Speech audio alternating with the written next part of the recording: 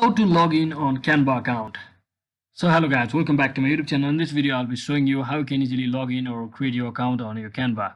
So first thing you would want to do is simply head over to any of your browser, and inside your browser just search in www.canva.com, and once you're inside here, simply select, you will have the two options, either login, or if you haven't created your account, you can simply sign up.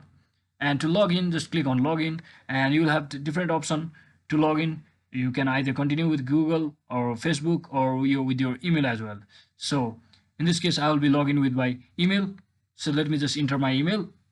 So once you enter your email, simply click on continue, and it will ask you to set your name. Simply click set your name, and it will send your code to your particular Gmail provided Gmail. And once you get the code, you can simply paste your code over here, which is the 6-digit code, and that's exactly how you can easily log into your Canva account.